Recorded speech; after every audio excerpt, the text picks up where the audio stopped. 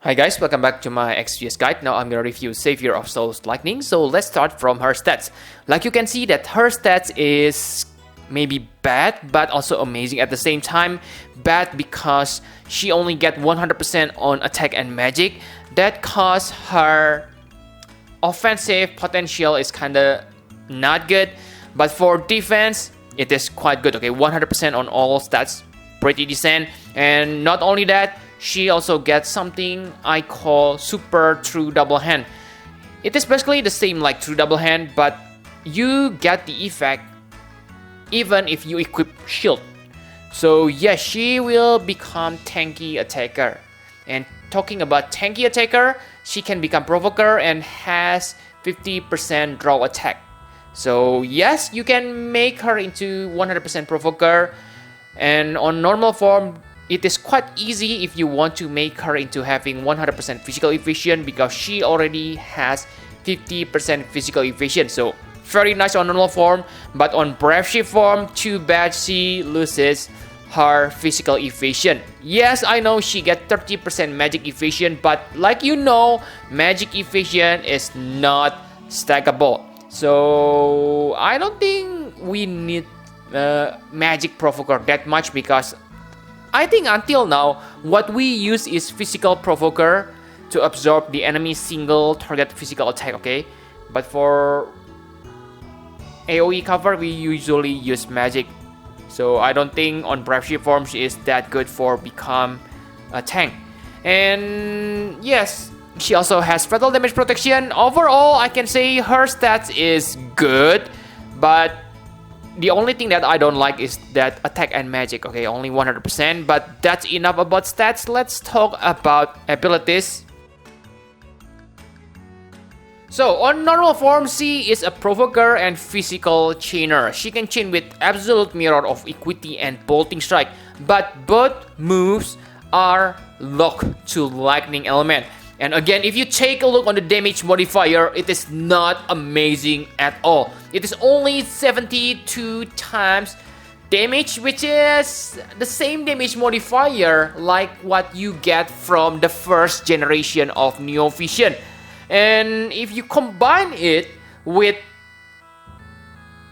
below average attack boost, then you already know that her damage is not meta defining. Maybe it is not bad, but pretty standard.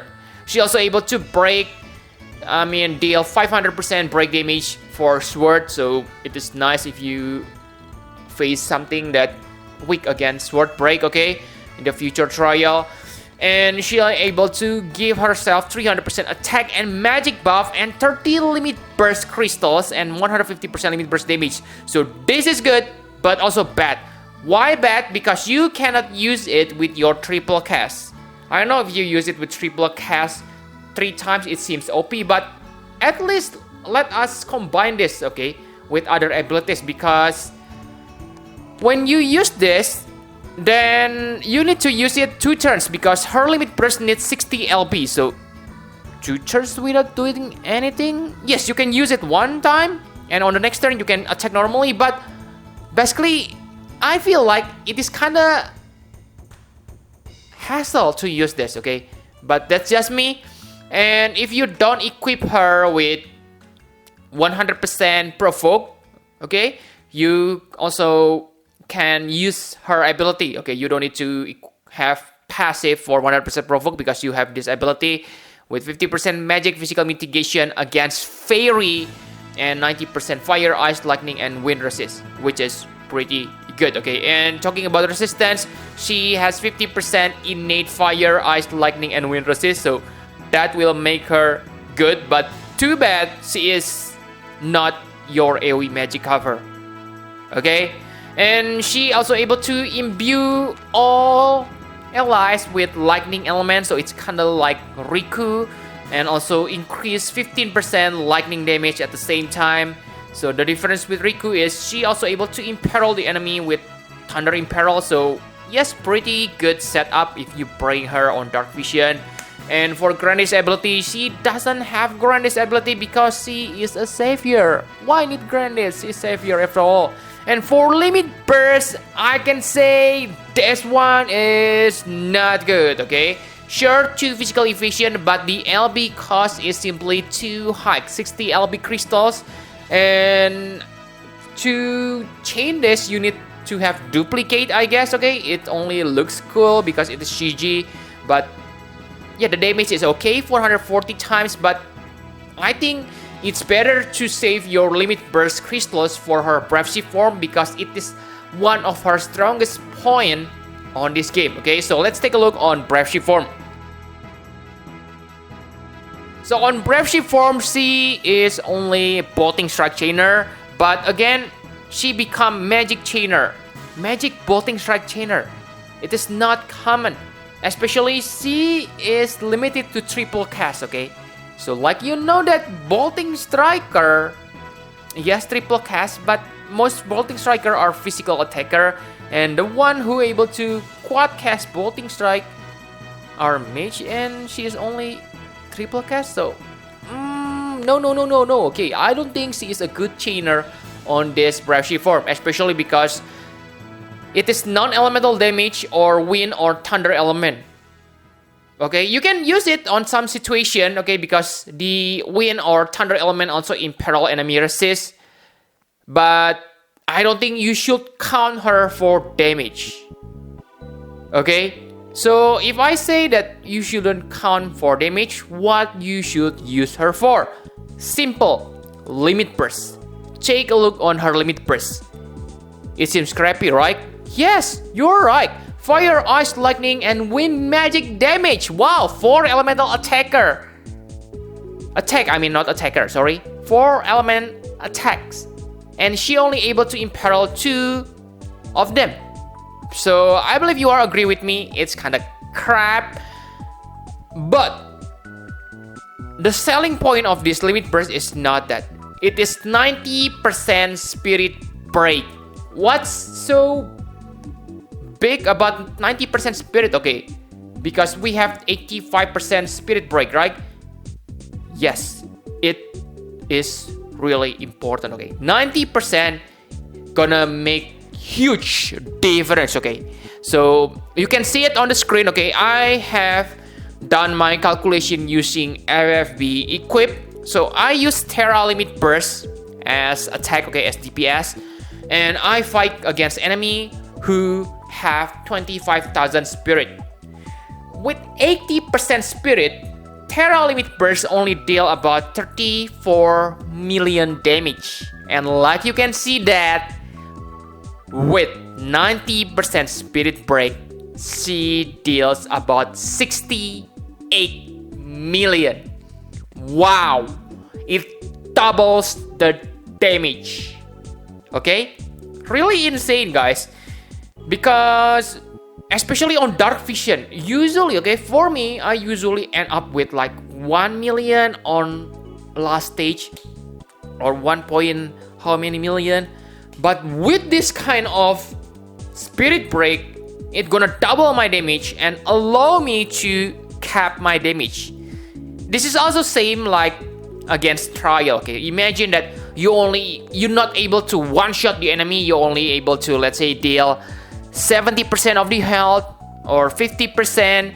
But with this 90% break, that means you're gonna one-shot that enemy. That's how important 90% spirit break. Okay, so yes, okay, this is what makes her really good. Sure, it uses 60 limit burst crystals, so you may not be able to use it on the first turn unless you use certain setup. Okay, but for burst damage, for mage, she is one of the best partner for them. Okay, so that's for Brave Shift form. Let's talk about the equipment to talk about this. So on normal form, she's basically physical DPS chainer.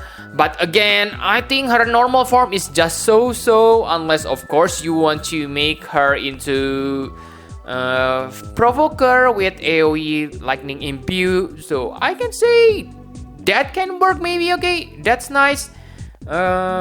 You stay on normal form and then change into Brave Shift form when your limit burst ready and revert back to normal form, you can do that. That's why I think you should focus on physical evasion, okay, for her survivability. And for Brave Shift form, again, I think you shouldn't focus building her damage. I don't say her damage is crap, but you don't need to pay attention on that, okay? What I think the most important thing on Brave Shift form is faster ability rate, because you want to maintain your 90% spirit break as often as possible. But I believe if you use 90% spirit break, I believe you can kill the enemy within one shot. So yes, I think that's how you use lightning, okay? And especially her Brave Shift limit burst can be chained with Protector's Bayonet. So I haven't tried this, but if it's chainable with Physalis and Charlotte limit burst, then maybe it's really good support chainer and breaker combination, okay? You can end the enemy really fast using that combination.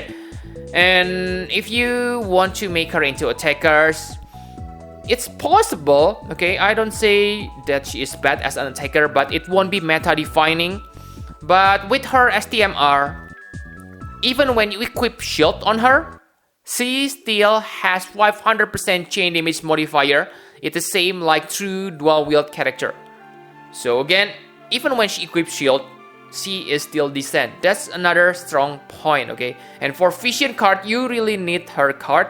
So let's talk about that on conclusion, okay? My conclusion for Savior of Soul Lightning.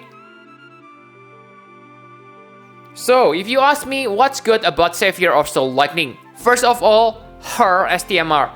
It is meta STMR for true double hand physical and mage who don't have plus 200% chain damage modifier cap, okay? So this is really useful.